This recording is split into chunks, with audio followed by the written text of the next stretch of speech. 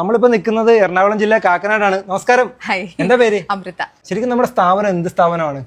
ആദ്യം അങ്ങോട്ടൊരു ചോദ്യം, പ്രജൻ ഹാപ്പിയാണോ? ഞാൻ ഹാപ്പിയാണെന്ന് ചോദിച്ചാൽ ഇടയ്ക്കൊക്കെ സങ്കടം വരും, എന്നാലും കുഴപ്പമില്ല. അതെ, തുറന്ന് വെന്റിലേറ്റ് ചെയ്യാനൊക്കെ ആൾക്കാരുണ്ടോ? സംസാരിക്കാൻ, തുറന്ന് സംസാരിക്കാൻ കുറവാണ്.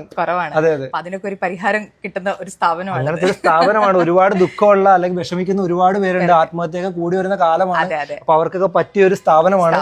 കൂടുതൽ വിവരങ്ങൾ നമുക്ക് അകത്ത് കണ്ടിട്ട് കാണാം. തീർച്ചയായിട്ടും. നമ്മുടെ സ്ഥാപനത്തിന്റെ പേര് നിർവാണ ലൈഫ് പാത്ത്. ഇത് നമ്മുടെ രണ്ടാമത്തെ വീഡിയോ ആണ്. ആദ്യത്തെ വീഡിയോ കഴിഞ്ഞു, ഒരുപാട് പേർക്ക് റിസൾട്ട് കിട്ടി, ഒരുപാട് പേര് പോസിറ്റീവ് ആയിട്ട് ഇത് പറഞ്ഞു.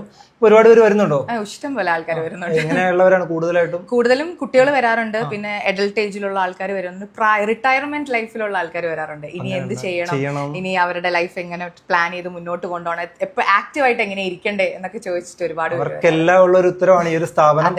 ഇനി മറ്റൊരു കാര്യം, നമ്മുടെ ഈ സെക്ഷനും ഈ ഒരു ആയുർവേദം തമ്മിൽ എങ്ങനെയാ കണക്ട് ചെയ്തത്? അതായത് നമ്മള് ഇവിടെ ആപ്റ്റിറ്റ്യൂഡ് ടെസ്റ്റുകളായിരുന്നല്ലോ പണ്ട്, സൈക്കോളജി ആപ്റ്റിറ്റ്യൂഡ് ടെസ്റ്റുകളൊക്കെ ആയിരുന്നു നടത്തിക്കൊണ്ടിരുന്നത്. അപ്പൊ അവിടെ ആ സമയത്ത് ലേണിംഗ് ഡിസബിലിറ്റിയും ADHDയും അതുപോലെ ഓട്ടിസ്റ്റിക് ആയിട്ടുള്ള ആൾക്കാരൊക്കെ, കുട്ടികളും ഒക്കെ വരാറുണ്ട്. അപ്പൊ അവർക്കൊരു കംപ്ലീറ്റ് സൊല്യൂഷൻ നമ്മൾ കൊടുക്കാന്ന് പറയുന്നത് അവർ പിന്നെ ഫോളോ അപ്പ് ചെയ്ത് പോകേണ്ട ഒരു കാര്യമാണ്. അപ്പോഴും ആ ഒരു സ്റ്റെപ്പ് ഒരു 6 മാസം അല്ലെങ്കിൽ ഒരു വർഷം കൊണ്ടൊക്കെയാണ് ഒരു ചേഞ്ച് വരുന്നത്.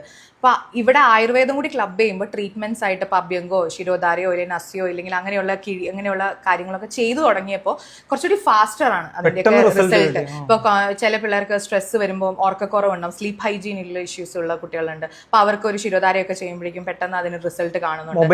മൊബൈൽ അഡിക്ഷന് നമുക്ക് ആയുർവേദമായിട്ട് കണക്ട് ചെയ്യാൻ പറ്റിയില്ലെങ്കിൽ പോലും, പക്ഷെ അവർക്കൊന്ന് മൈൻഡ് റിലാക്സ് ചെയ്ത് അവരെ ഡൈവേർട്ട് ചെയ്ത് വേറെ കാര്യങ്ങളിലേക്ക് നമുക്ക് കൊണ്ടുപോകാനായിട്ട് നമുക്ക് ഇങ്ങനത്തെ ട്രീറ്റ്മെന്റ്സ് കൊടുക്കാം എന്നുള്ളതാണ്. പിന്നെ ലേണിംഗ് ഡിസബിലിറ്റി, കോൺസെൻട്രേഷൻ ഇഷ്യൂസ് ഉള്ളവർക്ക് അപ്പോൾ ഡോക്ടറെ കൺസൾട്ട് ചെയ്ത് ഡോക്ടർ അതിന് വേണ്ട മരുന്നുകളും ഇല്ലെങ്കിൽ ഇതുപോലെയുള്ള ഒഴിച്ചിലോ അങ്ങനെയുള്ള കാര്യങ്ങളാണ് ചെയ്യേണ്ടതെങ്കിൽ അങ്ങനെ ചെയ്യും. അപ്പൊ പെട്ടെന്നൊരു റിസൾട്ടാണ് അതിൽ വരുന്നത്. നമ്മുടെ ഈ പരതിക്കൊണ്ടിരിക്കുന്ന ആ മൈൻഡിനെ കൺട്രോൾ ചെയ്ത് കറക്റ്റ് ആക്കി നമ്മുടെ കൈയിലോട്ട് തന്നെ വെച്ച് തരുമല്ലേ? ഡയറക്റ്റ് ആയിട്ട് എടുക്കുവാണോ ടെസ്റ്റ്? അല്ല, ആപ്റ്റിറ്റ്യൂഡ് ടെസ്റ്റുകളൊക്കെ ആണെങ്കിൽ ഇവിടെ വന്ന് അവരുടെ നീഡ് നോക്കിയിട്ടാണ് നമ്മൾ ഏത് ആപ്റ്റിറ്റ്യൂഡ് ടെസ്റ്റ് ആണ് എടുക്കേണ്ടതെന്ന് പറയുന്നത്. പക്ഷേ അതിനുള്ള ഒരു സൊല്യൂഷൻ എന്നുള്ള രീതിയിലോട്ട് പോകുമ്പോൾ നമ്മൾ എപ്പോഴും ഡോക്ടറെ കൺസൾട്ട് ചെയ്ത് ഡോക്ടറും കൂടി ഡയഗ്നോസ് ചെയ്തതിന് ശേഷമാണ് ട്രീറ്റ്മെന്റ് ആയാലും റെജുവിനേഷൻ ആണെങ്കിൽ പോലും നമ്മൾ ഇവിടെ പ്രൊവൈഡ് ചെയ്യുന്നത്.